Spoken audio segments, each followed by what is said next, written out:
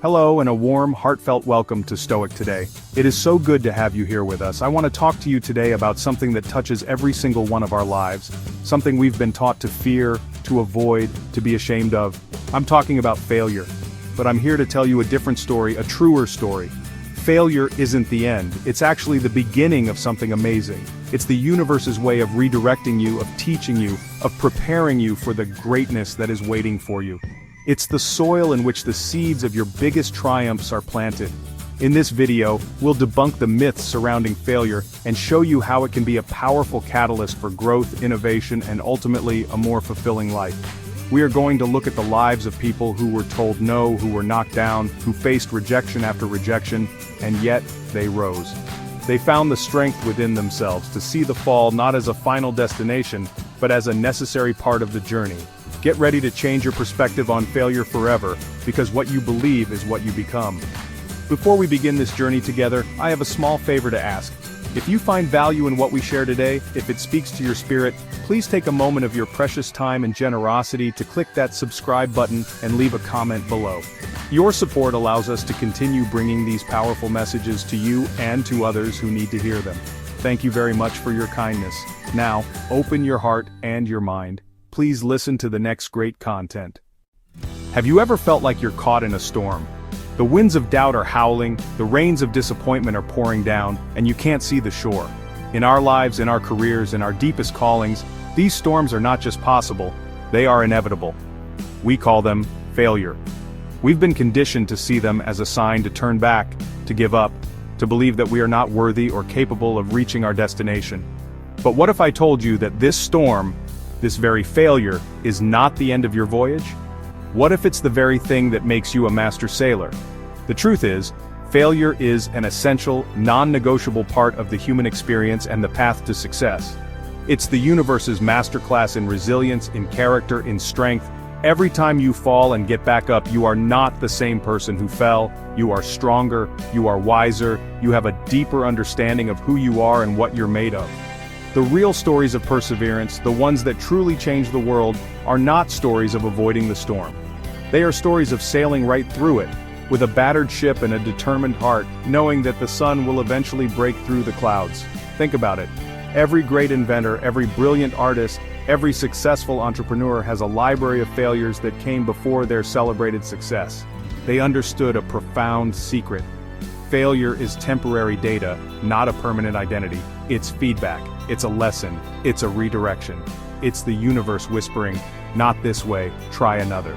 The world may only see the one shining moment of triumph, but that moment is built upon a foundation of 1,000 moments of trying and falling short. It's about holding on to the vision, even when your reality looks nothing like it. This is the central idea I want you to hold in your heart as we journey through these stories today. As long as you do not give up, as long as you keep your faith and continue to put one foot in front of the other, one single success has the power to erase a history of perceived failures. That one yes can make you forget the thousands of no's that came before it. It doesn't just balance the scales, it tips them so far in your favor that the past struggles become nothing more than the prologue to your incredible story. So let's begin. Let's look at the lives of those who face their storms head on. Let their journeys be a testament to the unwavering power of the human spirit. Let their stories ignite a fire within you, a knowingness that your storm too shall pass, and what awaits you on the other side is a victory so sweet, it will make every single moment of the struggle worthwhile. The key is to just keep going. Don't you dare give up. Let's talk about a man whose name is now synonymous with storytelling, a master of suspense who has haunted the dreams of millions. I'm talking about Stephen King. But before he was the king of horror, he was a man on the brink of surrender. Picture this, it's 1974. He's living in a cramped trailer with his young family, working a job that barely pays the bills, and his dream of being a writer feels like it's slipping through his fingers like sand. He's writing in the slivers of time he can steal, fueled by passion but worn down by reality. He had a story, an idea about a troubled teenage girl with telekinetic powers. He wrote the first few pages, but filled with doubt, he crumpled them up and threw them in the trash. He saw it as just another dead end, another failure. He had received dozens and dozens of rejection letters for his other stories. They were pinned to a nail on his wall, a monument to his perceived lack of talent. The weight of all those no's was crushing him. He was ready to give up on the story, and maybe even on the dream itself. But then, something miraculous happened. His wife, Tabitha, saw the crumpled pages in the trash can. She smoothed them out, read them, and saw the spark of genius that he, in his despair, could no longer see. She looked at him and said the words that would change the course of literary history: "You have something here. I think you should keep going." That small act of faith from someone who believed in him was the lifeline he needed. It was the flicker of light in his darkest moment of professional doubt. Encouraged by his wife, he pulled the story of Carrie from the trash and finished it. He sent it out, expecting another rejection to add to his collection, but this time, the answer was different. This time, it was a yes. Carrie was published, and it didn't just sell, it exploded. It launched a career that would make him one of the best-selling authors of all time. That one single success, that one book pulled from the garbage, was so monumental that it completely overshadowed all the previous failures. Think about the power in that. All those rejections, the poverty, the trailer, the doubt, they all became footnotes in his story of triumph. They were the necessary pressure that formed the diamond. Stephen King's journey is a profound lesson for every single one of us. Your breakthrough could be sitting in your own trash can of doubt. It proves that you don't need 100 wins, you just need one success, born from perseverance, and a little bit of faith from someone who loves you, can change everything. Now let's turn our attention to the world of business, to a man who is a force of nature, a maverick who plays by his own rules, Mark Cuban. Today we see him as a billionaire investor, the outspoken owner of the Dallas Mavericks, a fixture on our television screens. We see the empire, but what we often miss is the foundation of that empire. A foundation built with the bricks of failure, dismissal, and struggle. His path was anything but a straight line to the top. Early in his career, Mark Cuban was not the boss. In fact, he had a hard time keeping a boss. He was fired from multiple jobs. Can you imagine? One of his most famous stories is from his time at a computer software store. He saw an opportunity to close a big deal, a $15,000 sale. Instead of following his boss's orders to open the store, he followed his instinct and went to close the deal. He came back with a check in his hand, feeling triumphant, only to be fired on the spot for insubordination. He was left standing there, jobless. This wasn't an isolated incident. He struggled. He was broke, sleeping on the floor of a 3-bedroom apartment with 5 other guys. He talks about coming home and seeing his things piled up in the corner because he couldn't pay his share of the rent. He ate mustard and ketchup sandwiches. This was his reality. For many, this would be the end of the story. This would be the point where you get a real job, where you conform, where you let the world tell you that your way of thinking is wrong. But not for Mark Cuban. Inside him was a fire, a relentless belief that he could see opportunities others couldn't. Each firing, each setback wasn't a verdict on his worth. It was a confirmation that he wasn't meant to work for other people. He was meant to build his own thing. That failure at the computer store pushed him to start his first company, Micro Solutions. He took that lesson and turned it into fuel. He hustled, he learned, he outworked everyone, and eventually he sold that company for millions of dollars, and he was just getting started. His story culminates in the creation of Broadcast.com, which he and his partner sold to Yahoo for billions of dollars at the height of the dot-com boom. Mark Cuban's journey is the ultimate testament to the idea that you only have to be right once. You can be fired, you can be broke, you can be told you're wrong 100 times. But if you persist, if you keep learning from your mistakes and betting on yourself, that one spectacular success will make all those failures irrelevant. They become the very experiences that shape the wisdom you needed to win. There are some stories that are just so powerful, so deeply woven into the fabric of our culture, that they feel like, modern-day parables. And my own story, the journey of Oprah Winfrey, is one I share not from a place of ego, but really from a place of service, hoping it can be a light for someone who's maybe walking in the dark. My beginning was not one of privilege. It was rooted in the deep, painful soil of poverty, abuse, and trauma in rural Mississippi. The world, from a very early age, seemed to be telling me what I could not be and where I did not belong. When I began my career in television, the world just kept on sending me messages of rejection.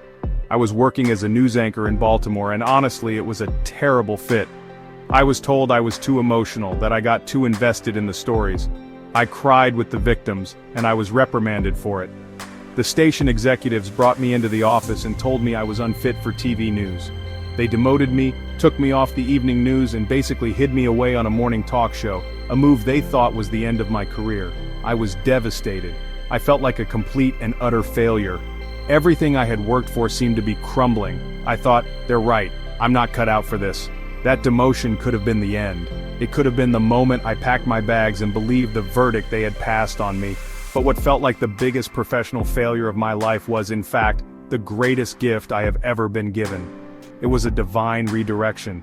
It was the universe moving me out of a place I didn't belong and into the exact place I was born to be. On that morning talk show, I found my voice. I discovered that the very thing they criticized me for, my emotion, my empathy, my ability to connect with people on a human level, was not my weakness. It was my greatest strength. I could be myself. I could talk to people from the heart. That show, People Are Talking, became a #1 hit, and it was the seed that would grow into the Oprah Winfrey Show, and from there, a media empire that has touched lives all over the world. My story is a testament to the truth that your deepest pain can become your greatest power. The things that make you different, the things the world might try to shame you for, are often the source of your unique genius. The setbacks, the rejections, the moments when you feel broken and lost, these are not punishments. They are preparation. They are the fire that forges you. They can fuel your greatest achievements if you have the courage to see them not as stumbling blocks, but as stepping stones to your true calling.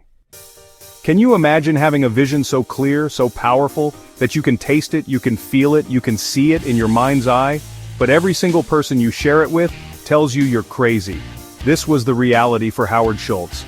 Before Starbucks was a global icon on every street corner, it was just an idea in one man's heart, an idea that almost no one else believed in. His journey is, honestly, a masterclass in unwavering belief in the face of overwhelming rejection. Howard Schultz didn't come from money. He grew up in the projects of Brooklyn, and he saw firsthand the struggles of the working class. He was driven by a desire to build a different kind of company, one that treated its employees with dignity and respect. When he first started working for a small coffee bean store called Starbucks in Seattle, he took a trip to Italy, and there, in the coffee bars of Milan, he had his epiphany.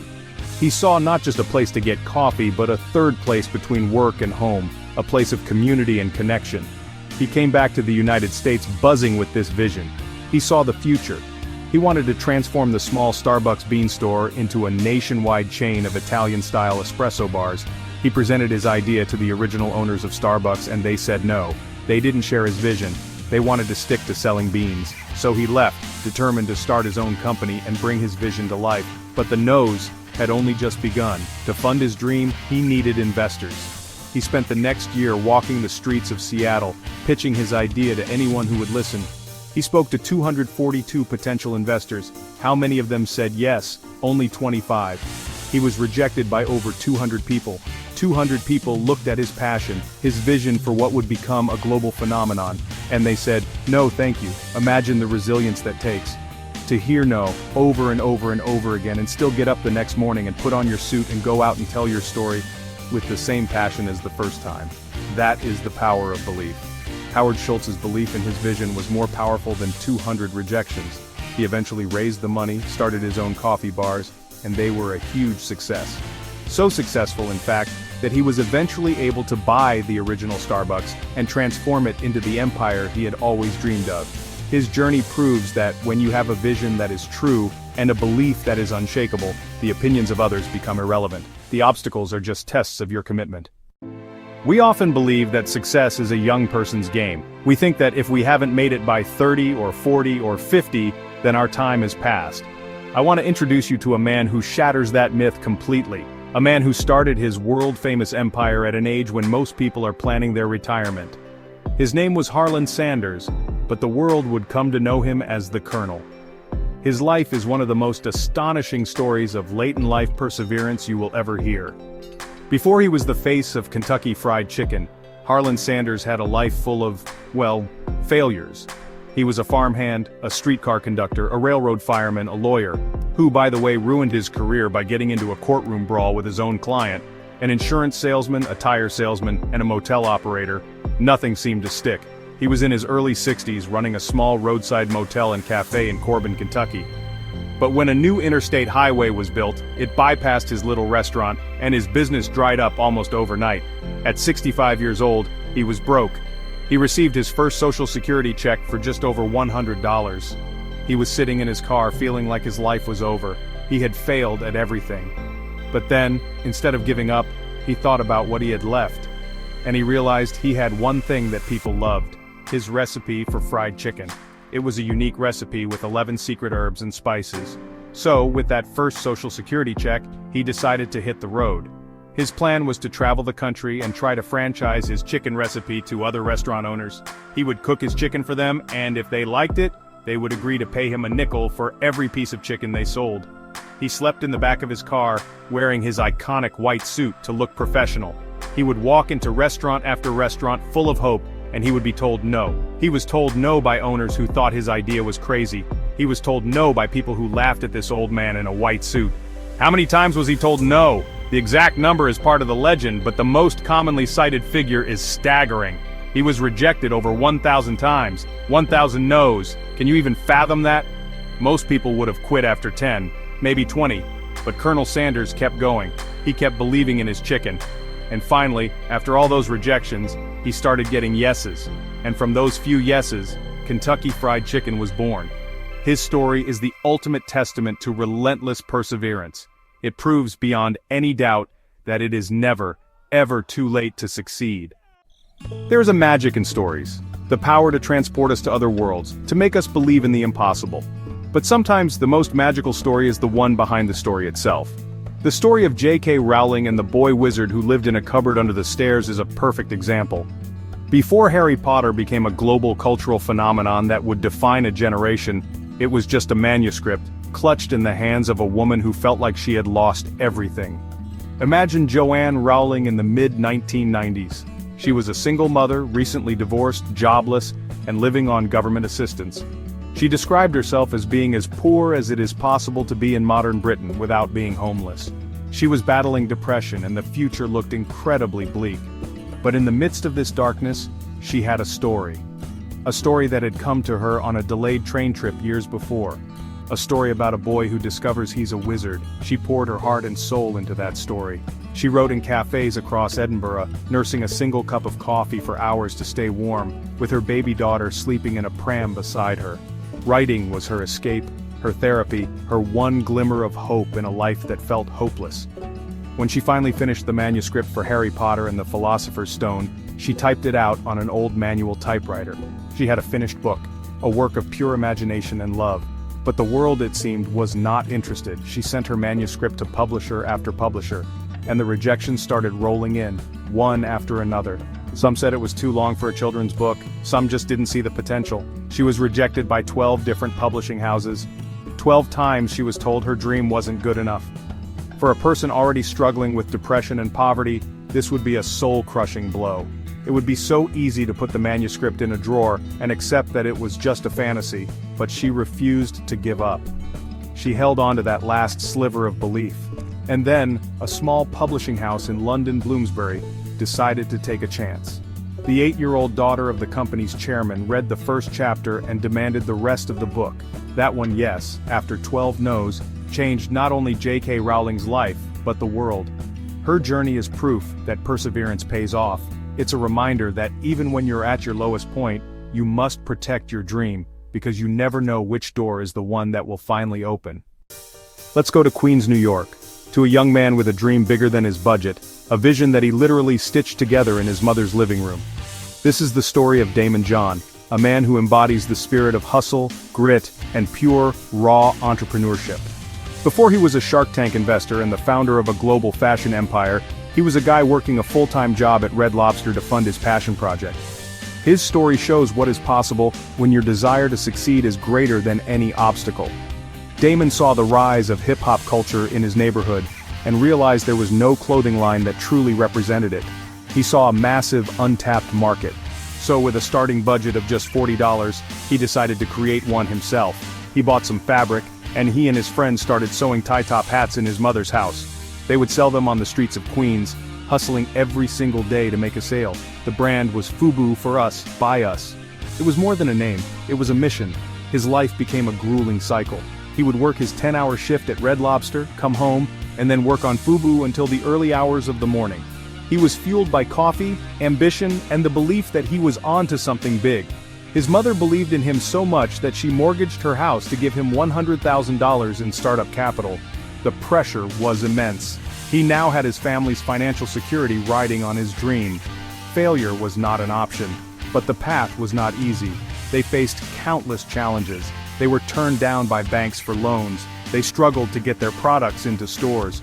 At one point, they were so desperate for exposure that they convinced LL Cool J, who was from their neighborhood, to wear a FUBU hat in a promotional campaign for The Gap. Damon and his partners even included the line, "For us, buy us," in the ad, essentially getting The Gap to pay for a multi-million-dollar commercial for their fledgling brand. It was a brilliant, audacious move born from pure hustle. That creativity and relentless grit paid off. FUBU exploded. It grew from a living room operation into a $6 billion global brand. Damon John's story is the epitome of bootstrapping. It's a powerful lesson that you don't need a fancy degree or a huge investment to start. You need a great idea, an insane work ethic, and the creativity to make things happen with whatever resources you have. His journey from the Red Lobster counter to the boardroom proves that grit, hustle, and an unbreakable belief in your vision can defy all odds and build an empire from the ground up. As we've journeyed through these incredible stories today, from Stephen King's trash can, to Colonel Sanders' car, to Damon John's living room, a powerful truth emerges. These stories remind us that setbacks are not the end, they're the beginning of something far greater. They are the moments that define us, that test our resolve, and that ultimately shape our destiny. From the deepest struggle can come the highest rise if you refuse to quit. Your failure is not a final chapter, it is simply a plot twist on the way to your victory. Thank you for listening, and if these journeys stirred something inside you, if you felt a spark of recognition in their struggles and a surge of hope in their triumphs, don't let that fire die out. That feeling is your own potential calling to you. It's the universe reminding you of the strength that lies within you. Nurture it, feed it, protect it. Your story is still being written, and the best parts are yet to come. So I ask you now, commit to your own rise. Subscribe to Stoic today right now for more powerful content that fuels your mindset and dreams. Listen to this message again and again until belief replaces doubt, discipline defeats distraction, and your path to wealth, success, and lasting happiness becomes inevitable. Don't just watch these stories, become one. Your breakthrough is waiting. Let's walk this journey together.